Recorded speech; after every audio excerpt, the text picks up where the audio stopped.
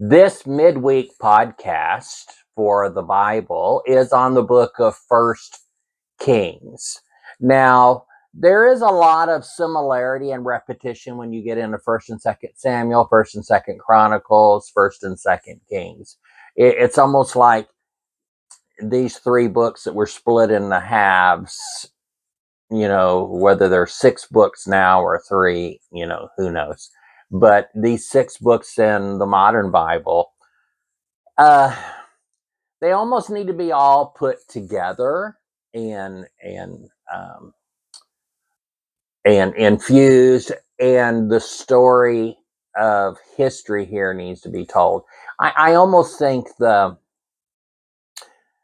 Old Testament needs to be pulled apart, and all of the historical records or the narrative that tells the story of the people needs to be consolidated.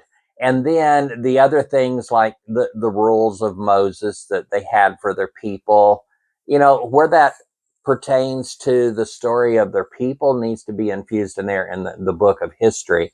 But a lot of that really has become distractions to the actual Christianity or following the calling of God upon our lives. And so often as human beings, we're so easily distracted into non-essentials that we can get all tore up into all different things. Um, it was an abomination for men to trim the sides of the beard and the sides of their head. So technically, the mullets of the '80s would have been an abomination. But we don't walk around with signs saying God hates mullets, or if you come into church with a mullet, we're going to kick you out. I mean, so there's all sorts of distractions in the Bible where different groups of people focus in on something here in the ancient history and beliefs of the people and try to elevate that to where it just doesn't even belong. So when we're looking at the history of the kings of Israel or the leaders of Israel, you can start with Moses, get to Joshua, and then get up through the Samuel and Samson and Gideon and all the judges and leaders before the time of the kings. And then there was a little overlap where they had the king, but they also had the judge, which was like the head of the people. And that kind of coincided for a while. I recently discovered a new television series called The House of David, and I'll put a picture here of it right here. It's in season 1. 5 episodes have been released, like every Thursday or Friday morning at 2 a.m. or some weird time they release a new one. So on my little radar here, every Friday I want to look for the updated one. I have some thoughts and ideas about David, and a lot of times when we read the Bible, you read it, and we all have our own lens with which we read. But I have my thoughts and opinions about David. You probably do as well. In my previous podcast, where we've looked at the books of Samuel and the books of Chronicles, and now today we're looking at First Kings. I've kind of in if you're looking at David and his relationships, I've been most interested with David's relationship with his first wife, uh, Michal or Michael or Michal, however you say her name. Almost all the names in the Bible have been anglicized anyway, so who knows what their real names were. But the second or a younger daughter of King Saul, who became uh, David's first wife. So I'm interested in their relationship. There's a couple things there in the Bible where you can see about their interactions, and it's kind of interesting. In this TV series that I've discovered, uh, House of David, uh, in these early episodes, we have seen where David first meets uh, uh, the daughters of Saul, and has a little infatuation going on with Michael or whatever her name is. I don't really see evidence of that in the Bible, but I am realizing I'm watching a television show. And they say right at the beginning, there's a disclaimer that while they do um, intend to follow historical records, including biblical accounts, they have taken some liberties in order to develop a story, because the entire story of these people is not recorded in the Bible. Even the entire story of Jesus is not recorded in the Bible. I think in the Gospel of John, uh, uh, he starts out by saying, if every story and every event and everything within the 34 years of Jesus's life were recorded, you could not contain it all. So, you know, everything there is to know about King David is not in the Bible. Fact. I'm also interested in the relationship of David and Jonathan. Jonathan, a son of King Saul and the brother of David's first wife. I don't know exactly what came first, David and Jonathan's relationship, or David marrying the sister, Michael. I don't know which one came first. Um, Not always, when you read the Bible, is the order of things that you read actually in the real order in which they occurred. So there's really no way of knowing. Um, um, there are evidence and clues that might lead us to believe one happened before the other, but it's really not a significant thing in the story. It only becomes significant when people argue about something and get mad if you say something that's not what they believe, or if you get mad because someone is poo-pooing your thoughts and ideas. In reality, we don't know the relationship of David and his wives, or David and Jonathan. I'm also interested in the relationship of David and Bathsheba. Now, Bathsheba would have been his eighth wife, I believe. Jonathan's sister would have been his first wife. And then he married some other women from um, around there. And, marriage at that time was for alliance more than really anything else. I guess there were true love stories where people fell in love and wanted to marry someone because they loved them. And that really wasn't biblical marriage, but whatever. That's not what this podcast is about. So when we get into Kings, and I believe Kings was written by, is it Jeremiah? Let's go to my research. Yeah, we think First and Second Kings both were written by Jeremiah, and they probably was one book, and it was split into two parts. It was probably written around 560 BCE. If you're following along in Deep and Wide, the study of First Kings in my chronological annual study of the Bible is March 22nd to March 28th. But when we're looking at First Kings, we kind of move beyond King David a little bit. So if you're looking at the story of David, I guess you really mostly want to focus in the books of, well, towards the end of Samuel's and into Chronicles. But First Kings really starts getting into um, David's son, uh, Solomon. Interesting when you're looking at um, kingdoms, even in modern kingdoms, it's always about the firstborn.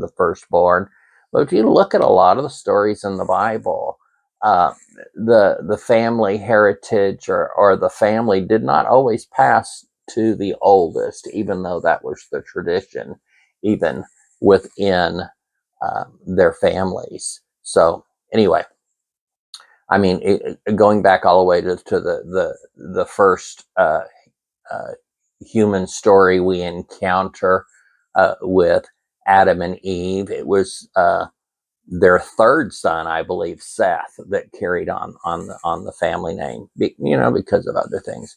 And we also see between Jacob and Esau, Jacob was not the oldest. We see, and in this case, Solomon was not the oldest son of David as well. And then we see after Solomon, there becomes a split of the kingdom. I'll post right up here a couple of graphics for some posters I have around my house. Here in my office in this back corner, the biblical family tree goes through all the biblical characters. And then right in the middle goes into the kingdoms. And the kingdom split into the kingdom of Israel and the kingdom of Judah. I have another poster out in the hallway that does that in a little better way. The one over here is more like a family tree. And I'll put little images of those as well up here. So when you get into there, you get into the splitting of the kingdom, and it talks about Solomon, the son of David, who became the next king. And then it gets into the story a little bit about Solomon's sons and the ones that would be the kings of the two kingdoms. A lot of what we learn in Sunday school, these nice simple little stories like this is the king and this is the king and this is the king, it wasn't all as smooth as that. If you really want to study the Bible, specifically the books of Samuel, the books of Chronicles, and the books of Kings, then you'll see that there was some jostling back and forth. Even King David wasn't technically the king right after Saul of all of it. There was like a little jostling and a little mess within there as well. So keeping track of who was the third king, the fourth king, the fifth king, the 16th, the eighth king of Judah, the eighth king of Israel. It's not as neat and tidy as we learned in Sunday school.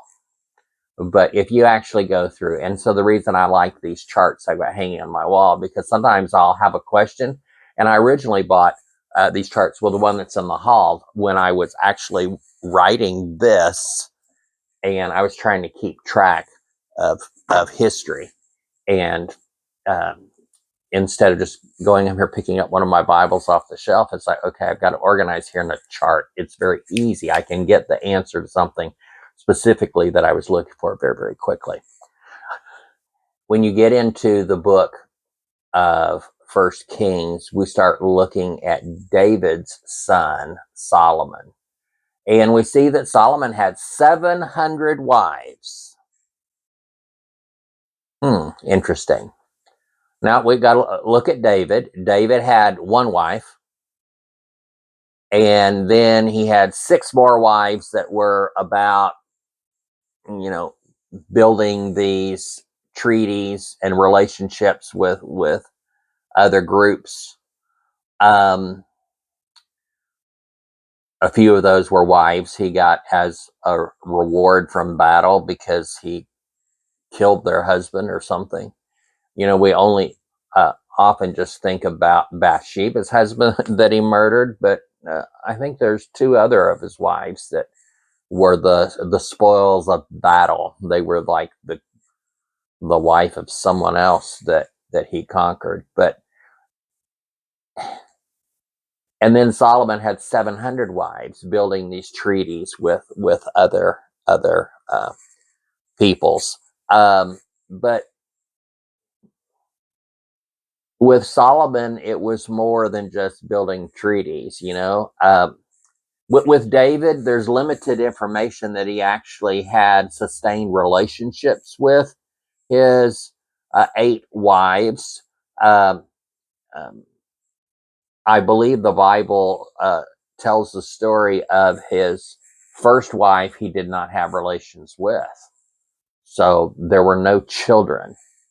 That would have been the time he had his friendship with Jonathan. So there may or may not have been other things going on that impacted that. And then with the next 6 wives. He had one son with each one of those, and one of those we know he also had a daughter. So with one of those women, he slept with twice at least, and the others, maybe it was only once. I don't know. And then Bathsheba had several, and so at the time he was with Bathsheba, he must have had some interest in her. She must have aroused him some, because he would have been older then, and as men age, they're not as easily aroused, and they certainly can't fake it if they weren't really aroused. So with Bathsheba, he had a number of children. So possibly he had some feelings, some love, at least lust for her. A lot of the biblical characters, I'm not sure they comprehended love. Within their culture, their thoughts and feelings and beliefs about the difference between male and female would almost practically made it impossible, or at least very difficult, to have true human love, because you're treating them like property. It's like having a pet. Some people, they love their dogs and their cats. Well, yeah, they probably really do love their dogs and cats, but I don't think it's the same love that you would have for a person. So even some of these biblical characters, their whole concept of love was tainted. So because of their belief that females were so far below in status as to be equivalent with property. So it would have been difficult, I guess, but not impossible. I assume there was real love. I mean, there are scriptures with David and Jonathan proclaiming their love, and their love being better than the love they would have with women. Well, that could be because they didn't have real love with women, because they were property. That would be, if I'm looking at property, I've got a chair there. I love that chair. Well, that's not the same as being deeply in love with another person. So anyway, so I know I'm getting a little weird here today, but this is my train of thought when I'm looking at these stories. And I know we've had some podcasts looking at uh, David and King David, and in First Kings we're really moving beyond David, and we're getting into Solomon. But you can't help but compare David to Solomon. So they were both very powerful men. Eventually, um, living within their culture, uh, taking women for your carnal pleasures would have been acceptable. It was even acceptable within their Jewish faith. Um, their their raunchy behavior was condoned by God according to their thoughts and beliefs. So it's like, okay, so David had one wife that he never had sex with, probably. He had 6 other wives where he had sex with at least once, one of them at least twice, unless with that woman it was twins, one man, one woman. So it could be, because the sealing of the marriage means you had to sleep with him. Well, doesn't that mean he would have had to sleep with his first wife, Jonathan's sister? I don't know. I wasn't there. I can't go back and interview them, but it just all seems a little suspect to me. So, but then again, you read where it says David had 19 sons, but were they all real sons or not? We see where he took in Jonathan's son, and he ate at his table as if he was one of his own sons. So people he adopted as sons, would those have counted as sons amongst the 19? I don't know. Perhaps. And also at that time, um, sons of your sons would also be considered your sons if you were the head of the family. That would be like, I've got 3 sons and I have 4 grandsons and 1 granddaughter. If we live back in those time, and if I was a person of prominence, then all of the males in my family while I'm living would be my sons. My grandsons would be considered my sons. My great grandsons would be considered my sons if I am the oldest living male in my family. And I am. Since my dad died, then that I'm the oldest male in my branch of the family. Uh, actually, my dad had two other brothers. Um, one of them has a son who's older than I am. And he has one daughter, so he has no son to carry on. Um, my Some of my dad's sisters had sons that were older. Some have died since. Some are still living. But they don't carry on my grandfather's name. So, if you're looking at, I mean, we still have patriarchy in our society today. It's embedded in us a little bit. We, some of us try to get rid of some of those thoughts and ideas, but they're still ingrained in, carrying on the family name. You don't look at uh, the sons of your aunts in the same way as the sons of your uncles because they don't have the same surname. And the surname is when you talk about the family. And I know that's weird and wrong, but that's kind of the way it is. Um, my my my dad's gay brother had he married a woman who already had a son, and he has the same name because I don't know if he really adopted him or back then you could say you adopted him and just changed the name. But I guess at some point he got a driver's license that had the name. But anyway, he doesn't really have anything to do with our family now because of his stepdad coming out um, and all the turmoil that caused during the 70s until he died. He died in 1980. Either the very end of December of 85 or the very first days of January of 86. He died right at the end of um, 1985, beginning of 1986. And he was in his 40s, I guess. But anyway, um, there's more to that story, but that's not the content of this thing. So if I'm looking at if I go back from my father to my grandfather, and my grandfather had several brothers, but none of them had kids. He had one brother that I believe was also gay. In conversations with my dad's oldest sister, who also was into genealogy, she hinted that Uncle Lee was gay as well, or at least was suspect. Um, and um, It was actually a comment she made that first got me started to think, oh, maybe Uncle Lee was gay. But anyway, none of my grandfather's brothers had any children, and so from my grandfather who had three sons, the oldest son has two sons. One doesn't have any biological children. One has only a daughter. So the Ponder surname ended in that line. My uh,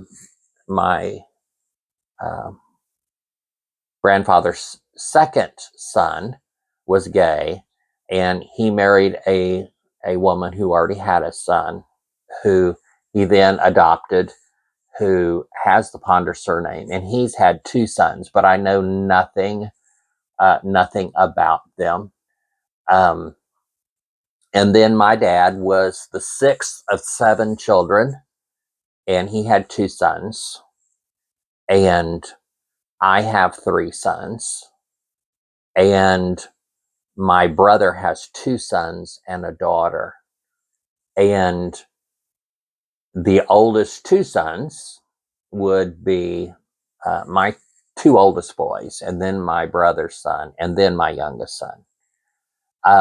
However, my youngest son was the first one to produce a son. So my youngest son has the oldest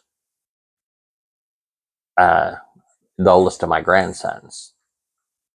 But anyway, so if I'm looking at carrying on my family, I'm the oldest biological male of my generation that has a male heir. I have one male Ponder cousin who's older than I am, but he has one daughter. So I don't know what all that had to do with it. I got sidetracked. Oh, well, I'm talking about that because when we look at even in the biblical record, it's not always the oldest son of the oldest son who carries on. Solomon was likely not David's oldest son. And then within the mess between Solomon's children, two of his sons ended up being King of Judah, King of Israel. So Solomon had 700 wives, and probably a lot of those were like a treaty. You can have one of my daughters, I'll have one of your daughters, and then we now have become family. So probably a lot of those were that. He probably planted his seed at least once in each one of those 700 women. Curious though, it's also recorded that he had 300 mistresses. So there were 300 women with whom he had also slept with and kept around. So he probably slept with those 300 women more than he did the 700. I don't know why he didn't marry them and make them wives. I don't know. So, I mean, they didn't have birth control really back then. So there were 1,000 women, 700 plus 300, 1,000. Those probably nice round numbers, probably more than that. So who knows how many children Solomon actually had? You know, in theory, probably 1,000 or more. Who knows? So when you're looking at, okay, so Solomon had thousands of children. The Bible records 19 for David. So I don't know. There were plenty of women available to him, so maybe he didn't have the same interest that Solomon did, or maybe Solomon was just a horn dog. Who knows? Who knows? Who knows? But anyway, so we get into the Book of Kings and we start looking at that. We start looking, getting into Solomon. And then very quickly, when you get reading on, and we'll talk about Second Kings later, but when you get into and you see the jostling, and well, this person ruled Judah for 8 years, and then this person ruled Israel for 40 years. And so we see periods of time within the house of Judah and the house of Israel where there would be kings that were kings for long times, and then a run of a bunch of little short-term kings that weren't kings very long. So, and we also see that the Israelites, before the kings, they were captured over and over and over again, and they blamed it all on God, which I don't believe is an accurate interpretation of the Bible. That when they were doing right and serving God and worshiping and keeping all the 613 commandments, then God rewarded them and allowed them to kill their enemies. But when they were being bad and flirting around with the people around them and dabbling in their religious practices, then God got mad at them and allowed them to be murdered by the other people.